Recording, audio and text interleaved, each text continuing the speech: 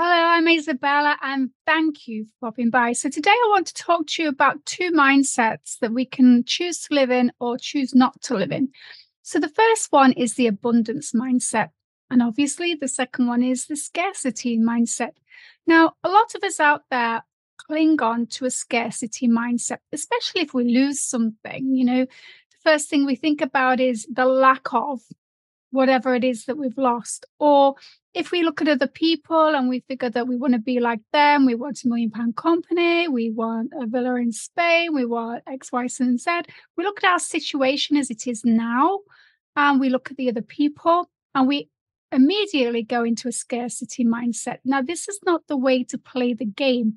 If you take any millionaire or any multi-millionaire, you'll notice that when they lose half of what they have, they immediately go and give more away. And this is not because they're having a nervous breakdown or there's something wrong with them. It's because they understand very well that an abundance mindset brings more abundance. Now, a person who loses half of what they have, who's in a scarcity mindset, they will go into a deep state of depression, anxiety, and start worrying about the lack of what they have or what they have left.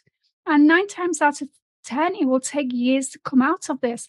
Now, a person with an abundance mindset, when something tragic happens to them in the financial realm, they will not start thinking about what they've lost. They'll start thinking about how they can get it back, how they can get that back and then more. So they start thinking about how to grow, how to expand. And the tool I have for you today is not something that I created, but something that I listen to every single day, because success leaves clues.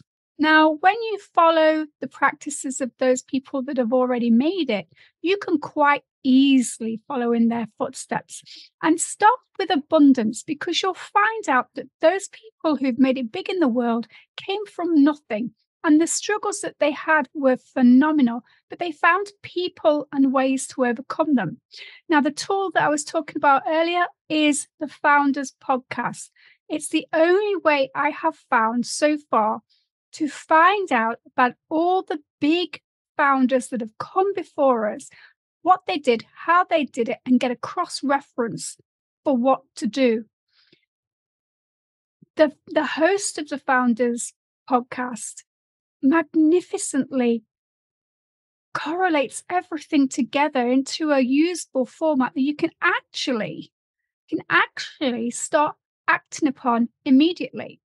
So he talks about Rockefeller, and then he'll cross-reference it with Richard Branson or the guy that built the Miami Keys. That's a phenomenal story. Now, half of these people that he speaks about, you'd never hear about them ever. So it's really good that he's created this podcast so we can learn from those that came before us. Now, the one thing every single one of those founders has is that they've got an abundance mindset. They've got an I can mindset. They've got a mindset of, no matter what the world throws at me, I'm going to overcome it. No matter how deep I have to dig, no matter how high I have to climb, I'm going to overcome it. Now, I suggest that you go and listen to this podcast. I'm not an affiliate. I'm not anything like that. I can just say that in the last year of listening to this podcast, my knowledge has grown so much in areas that I wouldn't even have known about. But thanks to this podcast, I'm now probably 3 steps higher than I would have been a year ago. And I don't mind sharing that with you, because life is a journey. Business is a journey. Coaching is a journey. Helping people out of the ruts that they've got into is a journey. 9 times out of 10, the ruts they've got themselves into isn't the rut that they actually got themselves into in the first place. It's a rut that somebody else put them in. Now, on a scale of 1 to 10, abundance being 1 and scarcity being 10, I want you to place yourself on the key. And I want you to think about how you can move the lever towards the middle. Because You don't want to always be walking around thinking, I'm abundant, I'm abundant, I'm abundant, and telling yourself you're abundant. That's just an affirmation or an incantation. You've got to actually put in some action. And you don't actually want to walk around feeling like you're in a place of scarcity all the time. So you need to bring the lever into the middle. And when you find yourself in a place of scarcity, I want you to think about how you can transfer your thoughts and your patterns of behavior into the abundance realm. And it will be very, very easy to do. You can write things down in your notepad. You can get a journal. You can get a gratitude journal. You can write down the steps that you've taken that day, what you chose to do, what you chose not to do, and why. You can follow other people, see what they did, the more successful people in life. You can role model, you can copy, or you can just sit and dwell on it. But whatever you choose, you need to choose the right path for you. And I suggest that the right path for you would just be starting with a pen and paper and writing things down, because until it's on the paper, whether it's on physical paper or whether it's on a computer, until it's on there, it's not real. It's just thoughts clogging up your brain. And if you're anything like me, one thought can turn into a million in 30 seconds flat. So get it down on paper.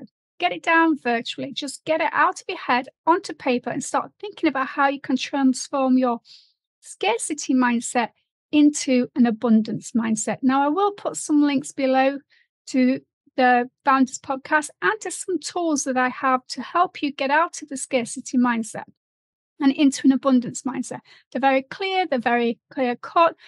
They're not hard to follow. They're actually easy to follow, and you can do them in a couple of minutes. And if you make it a practice, so every time you catch yourself thinking in a negative scarcity mindset, you get out the paper and you start writing. And you, before long, you get to a point where you have a lot of ideas on paper about yourself and where you're going wrong. And it's quite easy to say where you're going wrong, and it's quite easy to place blame. But if we don't take responsibility for ourselves, our thoughts and our actions, who do we blame? Who do we ask to take responsibility? Where do we go from here? So in today's age of no one's taking responsibility for anything, I ask you to take responsibility for your own mindset and the growth of your mindset. Because if you want to become someone, if you want to be better than you are, if you want to be bigger than you are, number one step is to start taking responsibility for your own thoughts and your actions, and try to transform your mindset from a scarcity mindset to a abundance mindset in as little time as possible. So that's the tip for today. I'm Isabella, and until next time.